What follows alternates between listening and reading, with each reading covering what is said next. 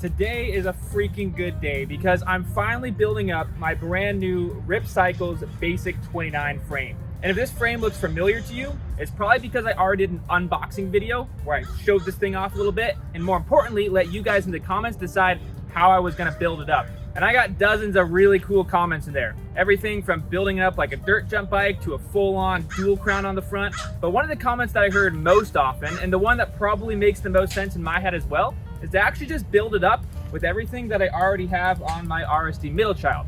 That way I'll be able to see exactly what differences this specific frame has to the frame that I've been riding for the last 6 months or so. And that's exactly what I'm gonna do today. I'm gonna transfer all the parts off my Middlechild and put it on my Basic 29. And while I plan to change it up a little bit in the future, maybe run it as a mullet or a full 29, I'm really excited to just see frame for frame what the differences are between these two bikes. The first step though is stripping this guy down to the frame. So I'm gonna go ahead and get started on that right now. I've been riding my RSD Middlechild frame now for a little over 6 months. This bike has been super versatile. I've worked at a bike park on it. I've raced downhill, I've raced dual slalom, and I've even ridden it at skate parks. I love my Middlechild, but I'm really excited to see how the Basic 29 compares to it. As you can see, I've already started installing some parts in the frame, the first of which being this Odyssey 8-kin seat. Obviously, that's a pretty unconventional choice for a mountain bike seat, but I feel like this frame already has some BMX vibes, and Mike Aiken has been a big inspiration of mine pretty much my whole life, so it's pretty cool to be able to pay some tribute to him with this seat. Now, who knows how long I'll leave it on there. I don't know how comfortable it's gonna be, but for now, I'm really excited. The next thing I'm gonna do is actually something I've never done before, and that's to install some transparent frame protection. This frame is so pretty, and I wanna keep it looking that way for as long as possible. So because I'm cheap, instead of going with a mountain bike specific company, I've actually just gotten some 3M transparent vinyl tape. I've never installed it before, so hopefully it goes okay. I ended up installing the frame tape on the top and bottom of the chainstays, as well as on the bottom of the down tube. I watched a few tutorial videos before installing this, and they were talking about using soapy water to kind of help get rid of air bubbles and a heat gun and all this other stuff. I live in a van and I'm currently in a playground, so I didn't really have that option, but honestly it looks pretty good. Who knows how well it'll work. I'll probably make a review video on that later on. I've also added some additional chainstay protection by way of this generic, essentially kind of copying like the VHS chain slap protector, if you've heard of that before. It's basically just these kind of soft rubber. I think they might be air pockets, and hopefully it'll work well, deaden any chain noise, because honestly, I hate a noisy bike. Right now though, I'm gonna go ahead and build up the rest of this bad boy and tell you a little bit more about the parts I'm choosing to run. I'm running 150mm RockShox Lyric Select fork. I like high-rise bars, so I'm running the Spank Spoon bars with a 40mm rise. In terms of drivetrain, I will be setting this bike up as a single speed, just like I had my Middlechild, but I'm gonna change the gearing to 30/18. This is gonna allow me to keep those chainstays in their short 420mm setting. That's about all the time I have to talk about spec right now, but if you wanna see a full bike check on this bike, go ahead and let me know in the comments, and I'll make one.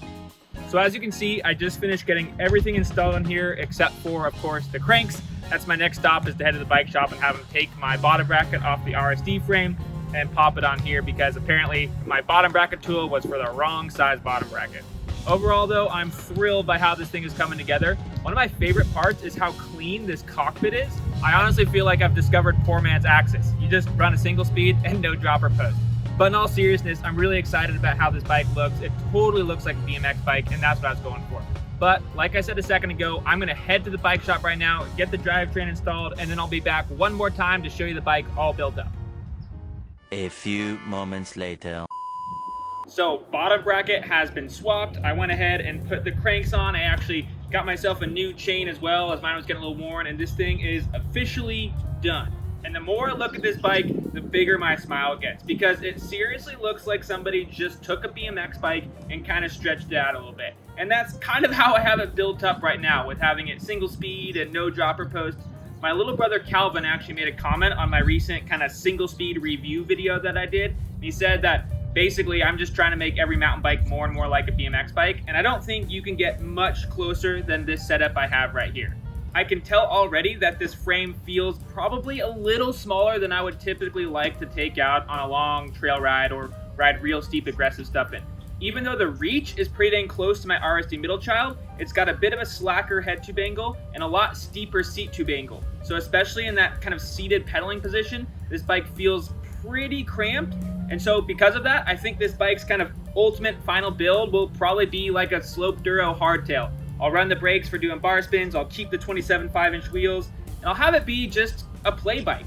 Wendy and I are going to be moving to Bend pretty soon, and there's a super cool kind of jump zone there called the Lair, but it's also right adjacent to a ton of awesome fun flowy XC trails, and I feel like this bike would be the perfect little lunch ride ripper for a place like that. Another thing I've noticed real quick while just riding it around the parking lot is that this bike is not light. Even with taking off the dropper post, this is almost 2 pounds heavier than my RSD. This weighed in at 30.6 pounds, whereas the Middlechild I was on was 28.8 pounds. And again, that's built up with a single speed and no dropper post. As I mentioned at the start of the video, I have a lot of plans for kind of different changes and things that I want to try running on this bike. Again, this is designed around 29-inch wheels, but because of the pretty-high bottom bracket that this thing has, I thought it would be fine to go ahead and run these 27.5s. But I do want to try it with a 29-inch setup. I also want to try it with a mullet. So I'm going to be playing around with that over the next couple months, and I'll definitely be letting you guys know on YouTube what I'm up to and post some videos of how all that goes and my thoughts on it. Tomorrow, I'm planning on taking it out on its first actual trail ride, and I'm going to be documenting all of that so you guys can see what I think of the bike once I actually get these tires in the dirt.